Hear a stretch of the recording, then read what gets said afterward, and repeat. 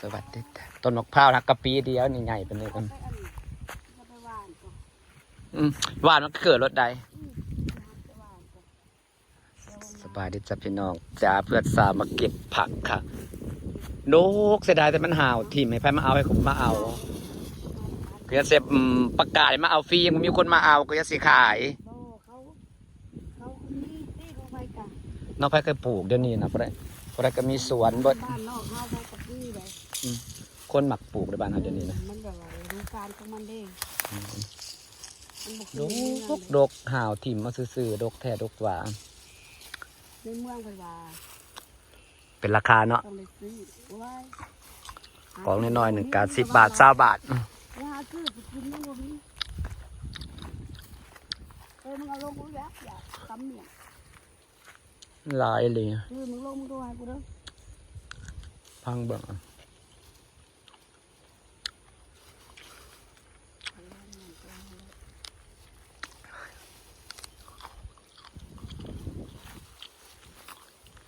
เพราะฉะนั้นมีค่าใช้จ่ายแบบไปใส่คนใส่กลุ่มเดือนยัง10 พอเสร็จยังเอ้ยสูยังมีแนวเหตุเด้ผมมีงานมาช่วงนี้ผมมีงานมาช่วงนี้อย่าไปซื้อเถอะซื้อคือบถือเสียดายเงินจะซื้อมึงเรียกถึก400 ล้านบ่เป็นอะไรเป็นบ้าอะไรลุงว่าสิเบ้าอย่างเอากันน้ำโซลาเซลล์ลงเดือน1 เดือนหน้าก็เต็มเดือนจะปลานินมาลงกับเก่าแหละลงบลาลงแบบเลี้ยงอันนี้ซื่อๆเลี้ยงไม่กินเขาใหญ่ๆนะมันเลี้ยงฮะกุ้งตัวใหญ่ๆนั่นตัวกระปิ้งนะถามงบก่อนถามเงินก่อนแน่ตัวละจักบาทแล้วเขาซื้อมันน่ะตัวละ2 บาทพูนี่น้อยนึงเอามาเลี้ยงโลดใจกูก็จะเลี้ยงปลาหมูพูปลาหมูเลี้ยงง่ายได้เป็นราคาพร้อมปลาแก้วไก่อันนั้นเลยกำลังเป็นกระแสบอกคือธรรมชาติเรากินแต่ก่อนบ่เคยซื้อกินเลยมันหักเลยขายคือเกากูว่าเฮียมันกระบอกเปลืองหัวอาหารพร้อมปลานินนี่กินเก่งอยู่เลยยอมหับปลานินมันกินเก่งยอมหับแล้วปลานินกินเก่งอยู่เลยบอลลองบอกสิลองซื้อมาเทลงใบเบิ่งเพื่อมันแผ่นะเฮ้ยทุกอย่างมันอยากเห็ดมันหนักมันมีทุนนี่แหละมันมีทุนคือหมูนี่แหละก็มีทุนก็อยากเปิดคาเฟ่หาแบบว่าขนมดีๆหายังมาขายเผื่อว่าแบบเห็ดคักๆนะเฮ้ยเห็ดคนอยากแวนั่งเล่นนั่นนะแต่ว่าเอาขนมแบบเด่นๆบอกคือคนไทยเลยขนมอันนั้นอันนี้น้ำอันนั้นอันนี้นะแบบว่าแปลกๆเด่นๆแน่นะมีแบบว่ามีไอศครีมยังเนี่ยแบบเขาว่านั่งเล่นมีกาแฟเขาเห็ดเลิศเด่นๆโอ้วิวมันได้อยู่แล้วเขากระลงแบบเขาเห็ดเป็นห่านชัดเจนมันเห็ดดำโต๊ะ2 โต๊ะแต่ว่าต้องเห็ด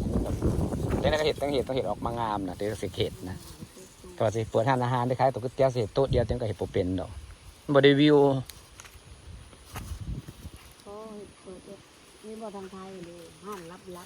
โอ้ยเดียวนี่นะ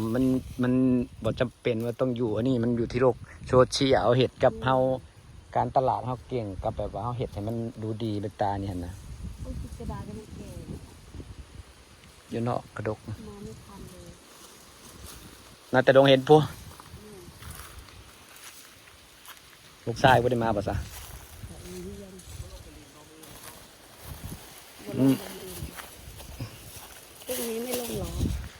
จากพังเบิง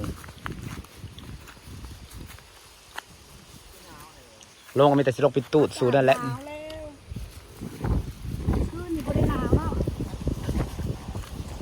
มีแต่แม่สอนแล้วลงมาเล่นน้ำแดดเด้อเพิ่นวะ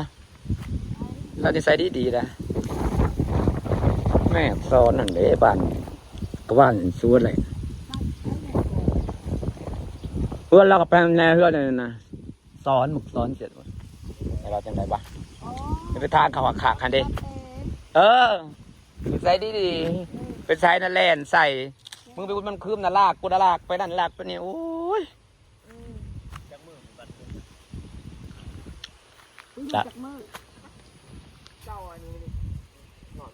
อ๋อแมงไอ้ต้องกลัวกำลังเริ่มลงก่อนนั้นกำลังเอายามันสีดมันกำลังเริ่มลงยอดมันนะ